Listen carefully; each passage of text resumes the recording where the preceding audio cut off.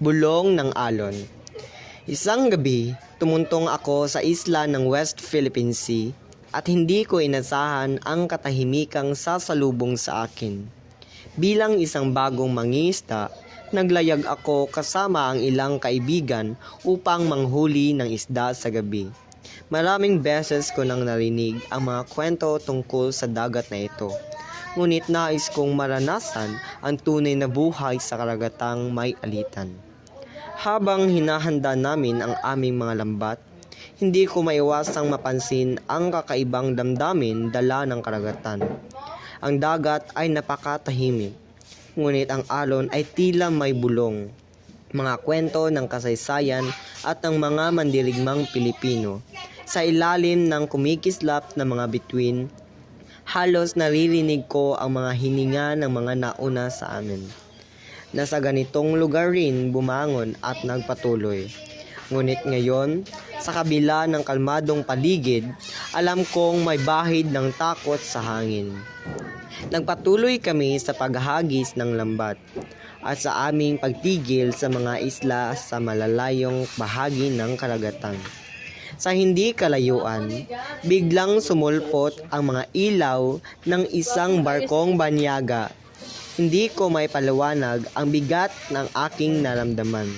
Ang dating tahimik na gabi ay biglang napuno ng takot. Wala kaming nagawa kundi manatiling nakalutang at maghintay sa paglayo ng mga ilaw na ito. Ang gabi ay tila walang katapusan at bawat sandali ay naging paalala na sa dagat na ito kami ay hindi palaging ligtas. Habang hinahagis ko ang aking lambat, iniisip ko ang halaga ng lugar na ito sa bawat Pilipino. Hindi lamang ito tubig para sa amin. Ito ay tahanan ng aming kabuhayan, bahagi ng aming kasaysayan at simbolo ng aming pagmamalaki bilang mga Pilipino. Sa gitna ng dilim, naramdaman ko ang bigat ng responsibilidad sa mga kamay ko. Alam kong sa bawat huli ng isda, may bahagi ng dignidad ng bawat Pilipino na ipinaglalaban. Pagbalik namin sa madaling araw, pagod at may halong takot, alam kong marami pa akong haharapin sa dagat na ito. Ngunit sa kabila ng mga pagsubok, naisip kong hindi ko kayang basta iwan ang West Philippine Sea. Sa bawat alon na humahampas sa bangka, sa bawat isdang nahuhuli, nararamdaman ko ang diwa ng pag-asa at pagtindig. Ang karagatang ito ay bahagi ng aking buhay at handa kong harapin ang bawat hiyaw na dala nito. Bumalik ako sa aming tahanan na may dalang kwento at karanasan.